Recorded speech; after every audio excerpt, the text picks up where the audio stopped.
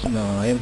Nah, oke, baik, kita lanjutkan di sini di tutorial yang bagian 4 yang kaitannya dengan pembuatan kartu identitas pelajar, santri, ya, bahkan ya siswa kata lainnya lah. Nah, di sini sebagai bagian finishing atau penyelesaian, kita harus memiliki daya pikir, kreativitas yang dituntut untuk mendesain seperti apa nanti di bagian layout ketika mau dicetak seperti itu. Nah, mau dicetak ya boleh menggunakan buffalo atau bahkan paper glossy foto, atau dengan ya seperti apalah. Kalau kita menggunakan layaknya kertas PVC, yaitu alatnya ada sekarang, ada banyak dijual, bahkan di market online juga ada di situ, tinggal memesankan. Jadi kita lanjutannya adalah dimana di finishing ini kita tinggal membuka, ya langkah awalnya kita harus membuka perangkat lunaknya Microsoft Office Access seperti itu. Ini sudah ada di taskbar, tinggal saya klik, maka database di sini juga ada urutannya. Nanti layoutnya seperti ini. Nah, ini layoutnya. Saya buka.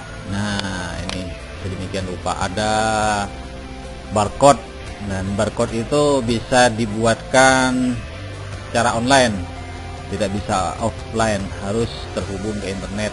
Kemudian nanti nama siswa, NISN-nya, tempat tanggal lahir, juga kelas yang berkaitan dengan identitas siswa itu sendiri. Ketika nanti di scan QR code atau barcode itu terbaca dengan jelas. Oke, baik, seperti ini. Saya tutup dulu. Ini database yang punya lain. Kemudian kita lanjutkan di pekerjaan kita kemarin di bagian tabel. Sudah kita menyelesaikan semua data-datanya, database-nya sudah kita import di bagian video-video sebelumnya.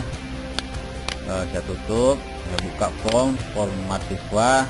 Ini bisa nanti ditambah di bagian ini, tinggal ada foto-foto, ada yang belum, tinggal kita klik attachment ini seperti gambar seperti klip, ya, icon klip seperti itu. Jadi untuk yang bagian ini kita bagian form tidak usah kita mohon maaf ya, apa istilahnya, tinggal bisa nginput melalui dari tabel atau bahkan dari form itu sendiri.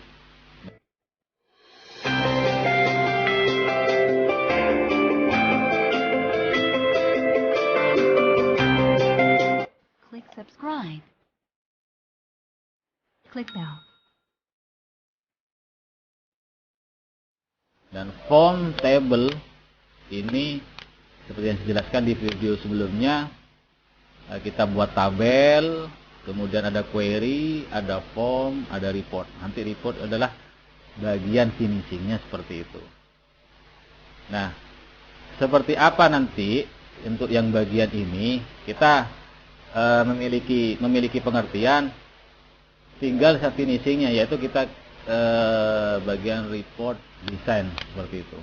Headernya kita perkecil, ya, kalau mau kita perkecil, kita bisa perkecil seperti ini, kemudian di bawahnya ada seperti ini. Header, footer, detail itu adalah bagian isi-isinya di sini.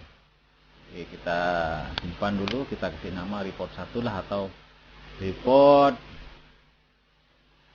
saya kasih underscore siswa, report siswa. Maka setelahnya kita klik OK di bagian ini. Invalid, saya tambahkan.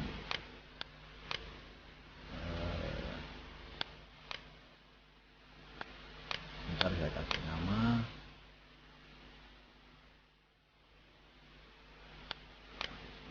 Di bagian header. Nanti kalau ditampilkan seperti ini, nanti di bawah detailnya itu seperti apa. Di bagian ini saya simpan dulu, kita tidak usah kasih ubah nama-namanya, tetap report 1, atau nanti bisa kita rename ya, bisa kita rename nama file di sini, file database di bagian report, karena di sini tidak ada query. Seperti yang kalau ada di sebelah kanannya home, create, eksternal, kita mau di import, di ekspor dari Excel ke CSV dan sebagainya lah, bisa kita seperti itu. Nah, kita tutup report, kita tutup juga database, kita bekerja di bagian report ya, di bagian report. Nanti alhasil dari pekerjaan ini, satu contohnya kita punya data ini bisa tabel saja, tabelnya seperti ini. Yang saya jelaskan tadi, kita bagian design view. Nah, di design view ini ada report header, page footer, report footer. Ini report footernya sengaja saya sembunyikan seperti ini, tidak apa-apa, tidak masalah sih sebenarnya, tergantung dari bagian mana yang dibutuhkan. Nanti ketika di preview dicetak, ya cuma dicetak ini, dan masalah cetaknya itu nanti jenengan semua mengukur seukuran dompet lah, seperti itu. Kalau mau ditaruh di dompet, kalau toh mau dibuat kalung dan seperti apa, seperti kayak orang mau ujian, mau apa, sebagai identiti dari siswa itu sendiri, ya diukur panjang lebarnya seperti apa. Saya close preview. Nah, untuk di bagian ini adalah JPEG ya, ini JPEG. Nah, ini saya buatnya menggunakan di Corel Draw. Ya, aturlah Corel, lebar panjangnya berapa. Ini kanan kirinya sama, cuma saya copy paste. Saya pinggirkan dulu, saya pinggirkan semua. Dan tata tertib ini pengentriannya saya menggunakan label. Nah, label di sini. Label. Jadi dalam artian kita buat, nah, ini bisa diubah dan seperti apa tata tertib siswa, santri dan sebagainya. Ini sama. Nah, yang untuk di bagian ini, maaf saya unduh dulu, saya kembalikan normal. Nah, tadi kan seperti ini. Dan yang untuk bagian yang sebelah kiri, ini bagian depan ya, front, ini backnya, belakang. Maka yang di bagian depan itu kita nama siswa, NSN, tanggal lahir, kelas. Ini kita ngambilnya di tabel data semua seperti itu. Ada di tabel data.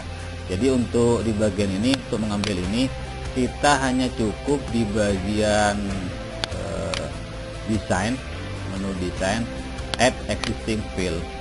Jadi kalau mau dimasukkan dari jenis kelamin boleh saja, yang penting ukuran font size-nya, besar kecilnya dari ukuran tulisan tersebut ya bisa pas, seperti itu. Tanda tangannya berkaitan bisa juga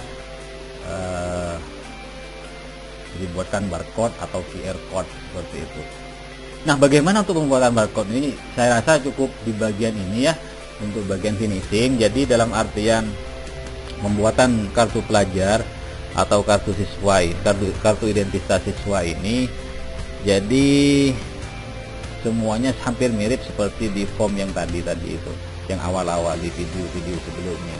Kita tinggal mengimport di bagian existing field. Yang penting di property sheet name-nya, jadi ini harus diklik bagian pojok. Kita record source-nya, sumber rekamannya ngambil di data tabel ya, atau tabel data seperti itu. Di sini record source, yang penting klik di bagian pojok di sini untuk mengambil sumber rekamannya, sumber yang kita ada di tabel data ya, di sebelah sini. Jadi itulah. Nah, jadi kalau ada penambahan ketika siswa sudah mempunyai kartu pelajar, siswa ada yang iseng, oh ini QR code apa sih fungsinya? Nah, kita seperti ini. Jadi untuk bagian QR code, nah, kita ketika ada di bagian address, ini go QR,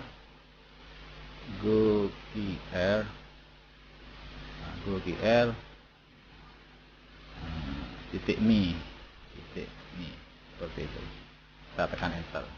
Nah, landing page-nya, halamannya seperti ini ya, seperti ini. Nah, kita tunggu. Oke, sudah tidak ada proses.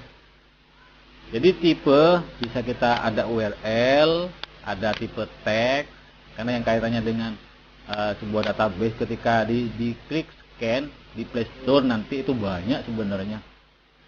Di bagian di Play Store ini nantinya akan terbaca, oh nama siswa ini seperti ini. Dan kita tinggal di sini di bagian online, kita kerjanya adalah online.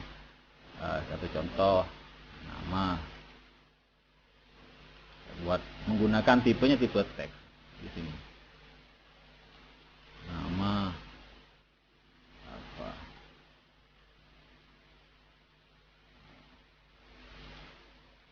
Tempat, tanggal lahir. Saya tulis Bang 101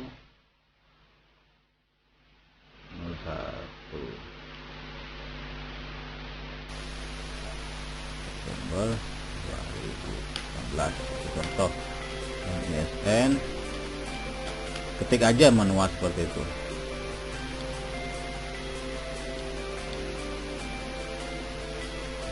Ini satu contoh seperti ini. Dan kemudian tempat tanggal lahir, MSN, apa bisa ditambahkan seperti itu. Nah, nanti di bagian bilah kanan ini masih loading di pembuatannya. Nanti akan di sini akan muncul QR code dari teks yang kita buat ini.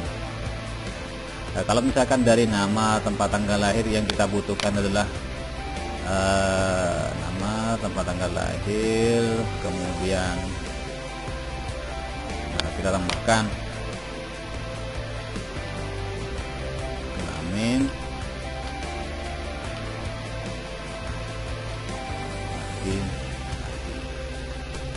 nah cukup seperti ini, yang dianggap sudah cukup.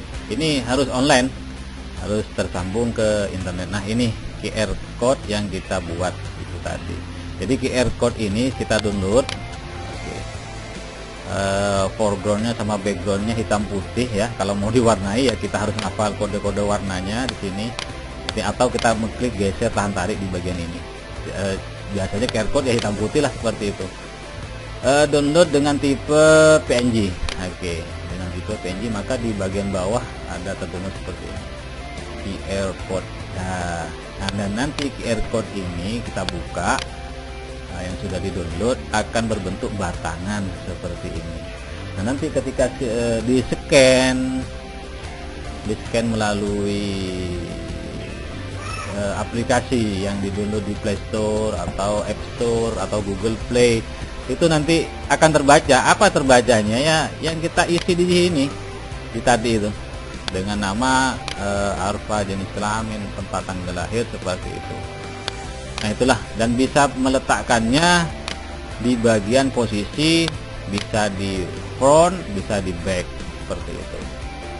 Demikian tutorial, semoga bermanfaat dari bagian 1 sampai ke 4. Jangan lupa disimak, dikerjakan, diaplikasikan, dan juga semoga bermanfaat. Ketika ada permasalahan bisa komen di channel ini. Yang paling penting demi keberlanjutan dari channel yang saya kembangkan, subscribe-nya jangan lupa. Terima kasih. Wassalamualaikum warahmatullahi wabarakatuh.